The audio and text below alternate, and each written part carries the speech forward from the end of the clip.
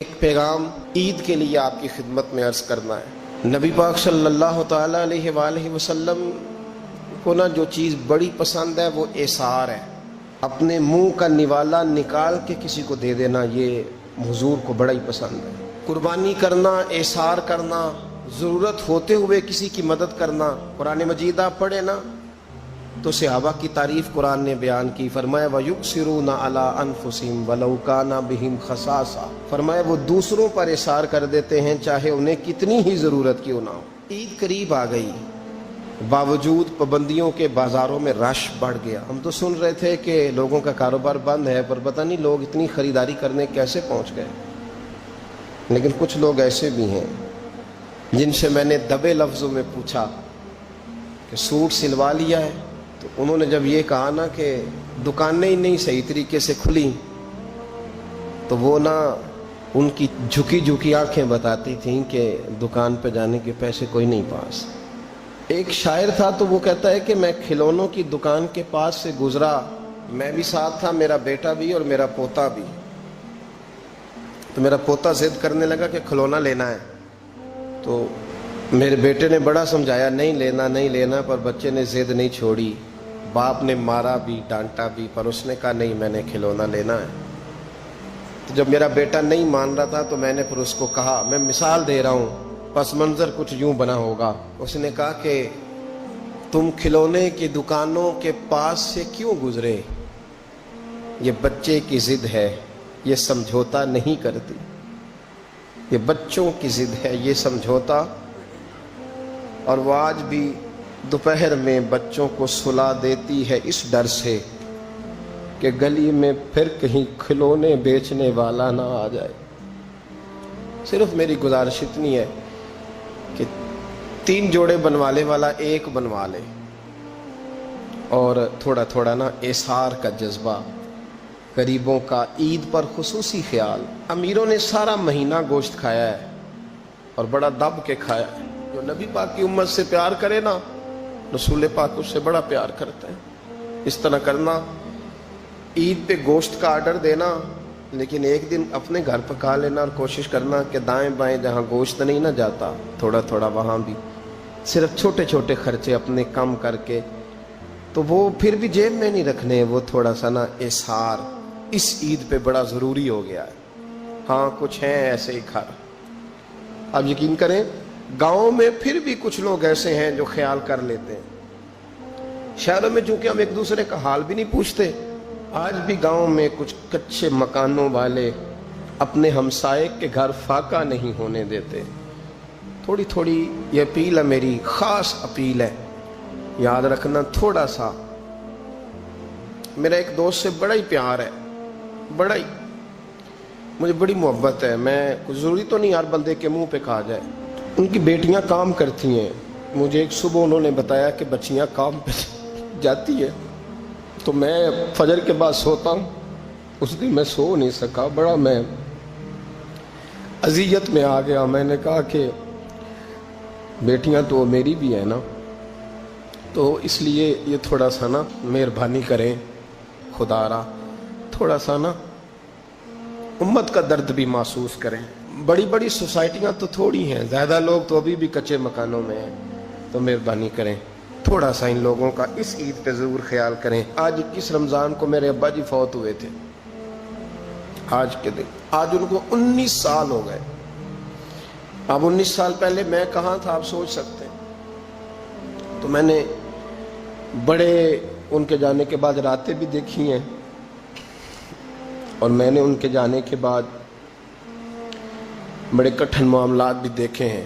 تو میں نے یہ ذائقہ چکھا ہے، مجھے پتہ ہے کہ یہ جو غریبی کا اور یتیمی کا رنگ ہوتا ہے، اس کی اصل شکل کیا ہے، وہ میں نے اصل شکل دیکھی ہے۔ تو میں اس کے مد و جزر سے میں واقف ہوں، مجھے اس کا پتہ ہے۔ تو مہربانی فرمائیں، آپ سے میری یہ درد مندانہ اپیل ہے کہ تھوڑا تھوڑا دائیں بائیں ضرور توجہ کیجئے گا۔ رب کریم میری نبی پاک علیہ السلام نے فرمایا جو بندہ جو کام کرتا دنیا سے جائے گا وہی کام کرتا ہوا اٹھایا بھی جائے گا۔ ایک بندہ شراب کے نشے میں مر گیا تھا، शराब ज्यादा पी ली, फेफड़े काम करना छोड़ गए। या रसूल अल्लाह सल्लल्लाहु अलैहि वसल्लम ये शराब में मर गया है। फरमाया माज़अल्लाह क़यामत में उठेगा तो इसके मुंह से शराब की बदबू आ रही है। मुस्लिम शरीफ की हदीस है, बुखारी में मौजूद है। एक सहाबी थे, वो हुजूर के साथ मैदान अरफात में पहुंचने में लेट हो गए। अपनी ऊँटनी दौड़ाते हुए तेजी से मैदान अरफात में पहुंचे और जुबान पे जारी था लब्बैक अल्लाहुम्मा लब्बैक लब्बैक ला शरीक लक लब्बैक इन्नल हम्दा वन निअमत लक वल मुल्क ला शरीक लक लब्बैक। ये लब्बैक कहते कहते जा रहे, अचानक ऊँटनी से गिरे, गर्दन के बल इंतकाल हो गया। नबी पाक अलैहिस्सलाम ने फरमाया कफन ना तो एहराम में ही लाओ। हुजूर ने जनाजा पढ़ाया, फरमाया इसे दफन कर दो, ये कयामत के दिन जब कब्र से उठेगा तो लब्बैक लब्बैक कहता हुआ ही उठेगा। जो बंदा जो काम करता दुनिया से जाएगा, बस ज़हन बना लो, जो करता जाएगा। इसलिए हमारे बुजुर्गों ने लिखा है कि हजरत उमर नमाज पढ़ाते हुए दुनिया से गए थे तो कब्र से नमाज पढ़ाते निकलेंगे। हजरत बिलाल अजाने पढ़ते गए तो अजान पढ़ते हुए कब्र से निकलेंगे। हजरत उस्मान गनी दुनिया से कुरान मजीद की तिलावत कर रहे थे, जब शहीद किए गए तो कब्र से निकलेंगे तो कुरान पढ़ते हुए निकलेंगे। और फरमाया मदीने वाले महबूब दुनिया से उम्मत को याद करते हुए तशरीफ ले गए थे, जब मजार से निकलेंगे तो उम्मती कहते हुए ही निकलेंगे। हर नजर कांप उठेगी महशर के दिन, खौफ से हर कलेजा दहल जाएगा, परोड़ कर वो काली कमली आ जाएंगे, सारे महशर का नक्शा बदल जाएगा। देखे ना, नाराज ना होइएगा। ताजर तिजारत का जिक्र घंटों करता है तो थकता नहीं, सियासतदान सारा दिन सियासत की बातें करते हैं तो थकते नहीं, तो आप कुरान पढ़ते हुए कैसे थक जाते हैं? तस्बीह निकालते हुए कैसे थक जाते हैं? दुरूद शरीफ पढ़ते हुए। मौत के लिए तैयारी करें। आप जो काम करते हैं ना, इंशाअल्लाह वही काम करते हुए दुनिया से आला हज़रत फाज़िल बरेलवी रहमतुल्लाह ताला अलैह फरमाया करते थे, इंशाअल्लाह सारी जिंदगी हुजूर के तराने पढ़े हैं, क़यामत में भी तराने पढ़ते ही उठेंगे। मैं अपनी हयाती तो कुर्बान थी वहां मोहम्मद मोहम्मद पकींदे गुजर गई, मोहम्मद मोहम्मद पकींदे गुजर गई, अहद कोलू अहमद मलींदे गुजर गई। तो तैयारी करें, असबाब उसके लिए बनाएं। आप बुखारी मुस्लिम देखिए, हजरत सैयदना अबू बकर सिद्दीक रज़ी अल्लाह ताला अन्हु फरमाने लगे कि जब हम गारे सौर में थे तो काफिर जो थे ना वो बिल्कुल गार के करीब आ गए। जिन लोगों ने गारे सौर देखी हुई है वो जानते हैं कि इस जानिब वो सुराख है गारे सौर का, जहां तक काफिर आन पहुंचे थे। तो फरमाते हैं कि काफिर बिल्कुल करीब आ गए।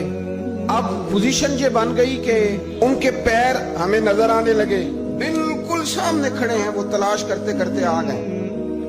हजरत अबू बकर सिद्दीक रज़ी अल्लाह ताला अन्हु फरमाते, मैंने बड़ी परेशानी के आलम में अर्ज की, या रसूल अल्लाह सल्लल्लाहु अलैहि वसल्लम, अगर उन्होंने अपने पैरों की तरफ देखा तो हमें पकड़ लेंगे, अगर उन्होंने अपने पैर देखे तो वो हमें छोड़ेंगे नहीं, पकड़ लेंगे। तो नबी पाक सल्लल्लाहु ताला अलैहि वसल्लम का मैंने चेहरा देखा तो हुजूर के चेहरे पर पूरा इत्मीनान था।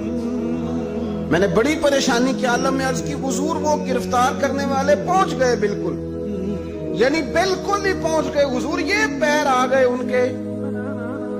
या रसूल अल्लाह सल्लल्लाहु अलैहि वसल्लम, अगर उन्होंने नीचे देखा तो हमें गिरफ्तार कर लेंगे। कुर्बान जाऊं मदीने वाले महबूब के तवक्कुल पर। नबी करीम ने एक जुमला कहा, हुजूर बड़े इत्मीनान से फरमाने लगे, अबू बकर उन दो बंदों के बारे में तेरा क्या ख्याल है जिनके साथ तीसरा उनका रब हुआ करता है?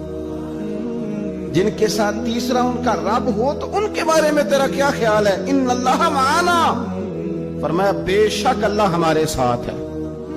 तो अल्लाह की जात पर तवक्कुल, भरोसा, उसके फजल पर, उसके करम पर। देखे ना, हमारे यहाँ बहुत ज्यादा बाज लोग खौफ का शिकार हो जाते हैं, डरते फिरते हैं, सहमे रहते हैं। और खुदा के बंदे, तेरा डर तुझे मारेगा, तेरा खौफ तुझे मार डालेगा, तेरा डर जो है वो तुझे कमजोर कर देगा। अगर तेरे अंदर कुव्वत है, अगर तेरे अंदर हिम्मत है, जो लोग रोब का शिकार हो जाते हैं वो चले जाते हैं, वो खत्म हो जाते हैं।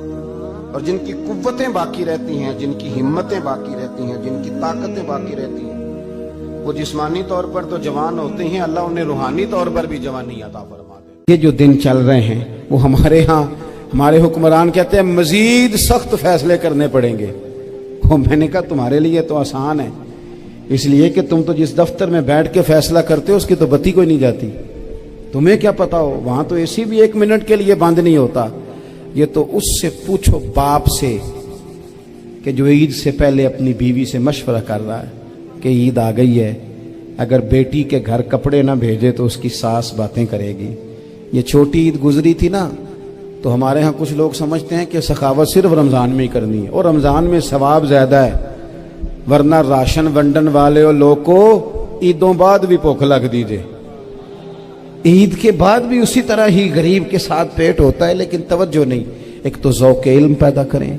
हमने इस ईद पे कोशिश करनी है कि हमारी गली में, हमारे मोहल्ले में, हमारे दाएं बाएं थोड़ा सफ़र करें, बच्चों को देखें, सरकारी स्कूल से निकलते बच्चों को देखें, मसाजिद मदारस से निकलते बच्चों को देखें। हम ना एक एक दो दो का साथ दें। ये जितनी सियासी जमातें काम कर रही हैं, जिनकी हुकूमत थी, जिनकी है, पता नहीं कल किसकी आएगी, मैं तो ज़ाती तौर पर इनसे पूरा मायूस हूँ। मुझे तो नहीं लगता कि जितने लोग आज तक हुकूमत कर चुके हैं, बार बार आते हैं या पिछली हुकूमत गई है, इनके पास कोई प्लान ही नहीं है। ये तो बेचारे एक दूसरे की टांगें खींचने के अलावा ना कुछ कर सके हैं, ना उम्मीद है कुछ करेंगे। लेकिन गरीब की तकलीफ बढ़ गई है। मेरे पास 20 लोग आते हैं, आते तो वो दुआ का कहने हैं, आते तो सिर्फ ये बताने हैं कि इस मुश्किल में हूँ, दुआ करना। लेकिन दोस्तों, लोगों की बातें सुन के बड़ी तकलीफ होती है। हम क्या किसी की मदद कर सकते हैं?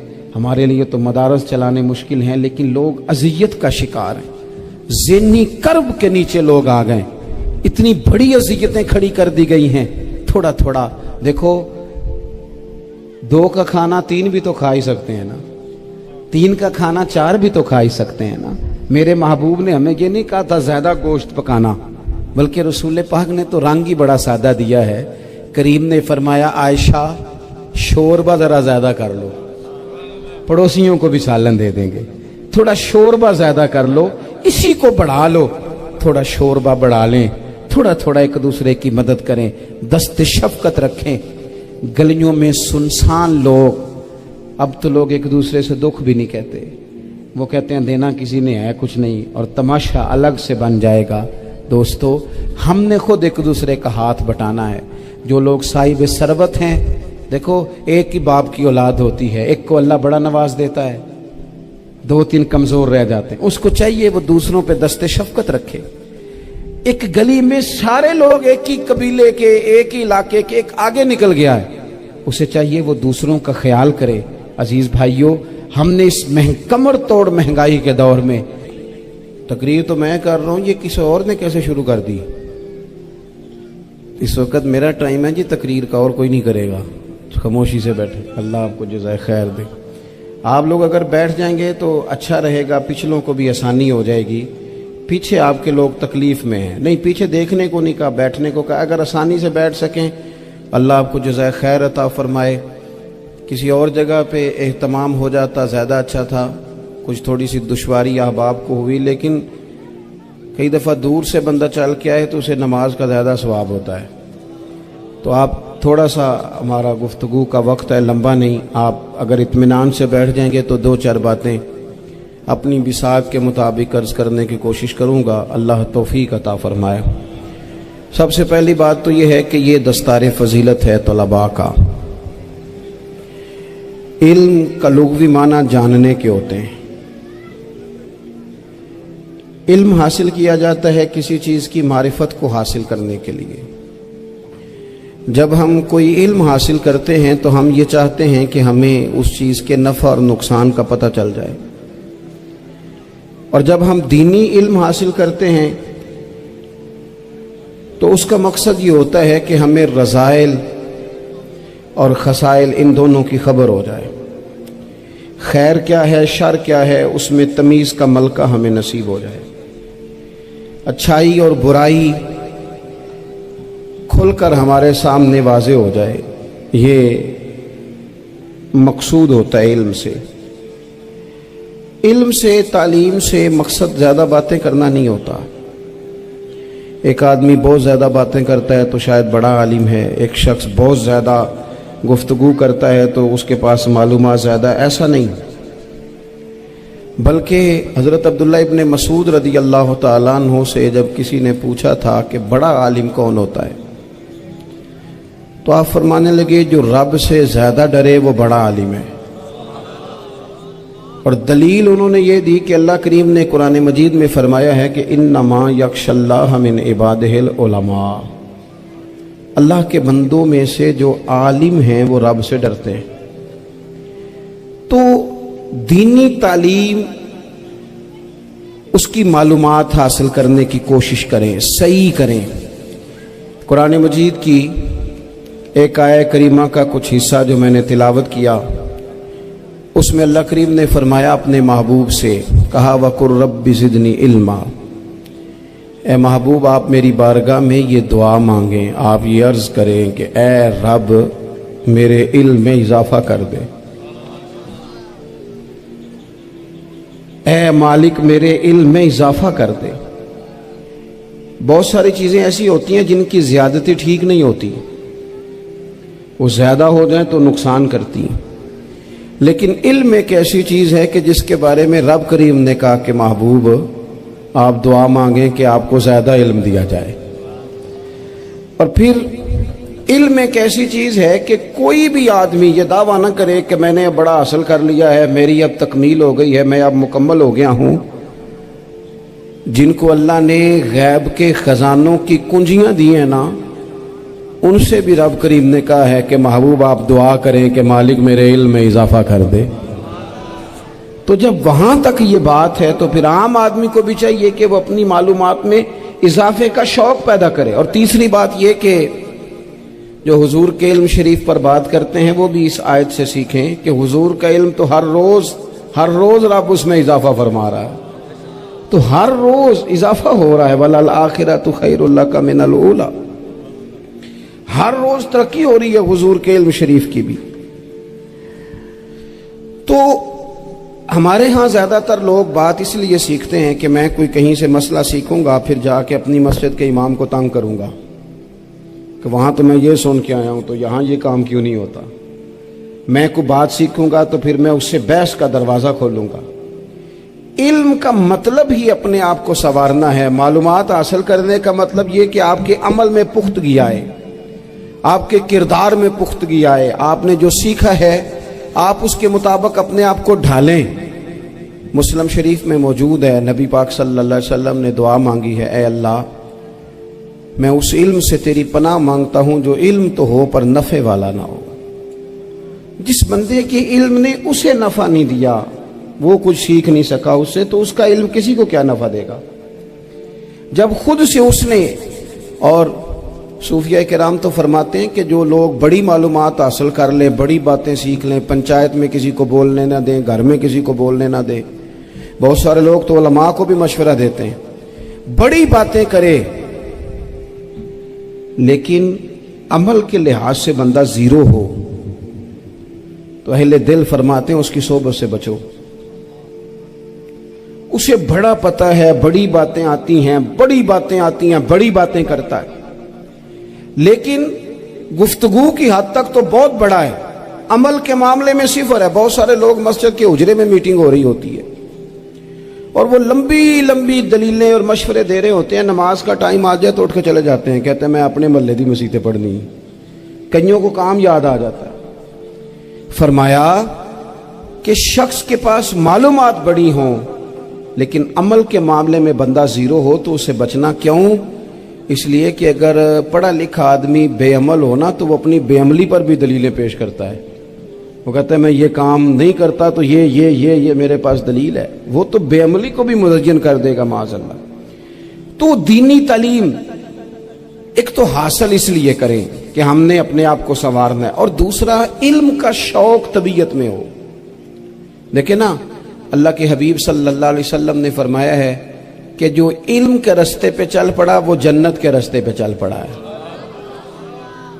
جمعوں میں، محفلوں میں کانوں کے ذائقے کے لیے نہ آئیں، اس لیے آئیں کہ میرے علم میں، میرے عمل میں یہ کوئی اضافے کی بات بنے گی، میں کوئی نصیحت حاصل کروں گا تو میرے دل کا زنگ اترے گا.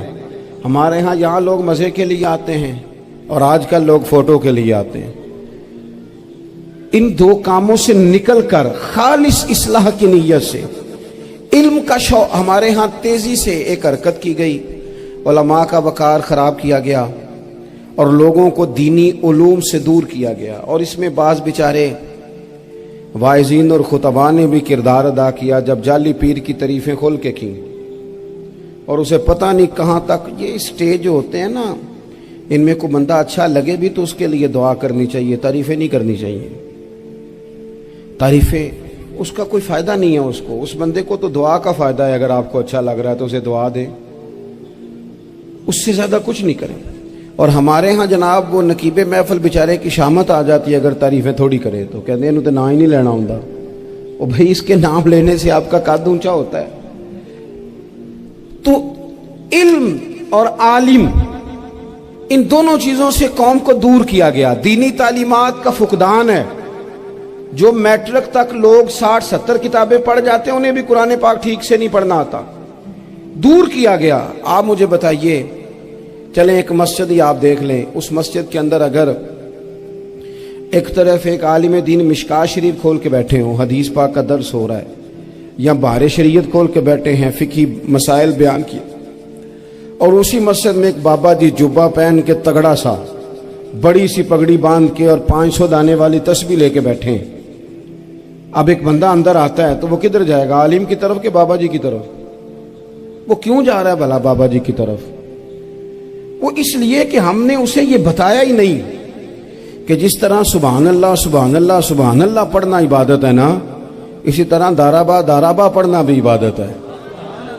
اسے ہم نے بتایا نہیں کہ جب تک علم کے رستے میں رہنا بھی عبادت ہے. جب تک اسے یہ سمجھ نہیں نہ آئے گی کہ جس طرح وظائف کی کتاب پڑھنا عبادت ہے، اسی طرح مشکات شریف پڑھنا بھی عبادت ہے.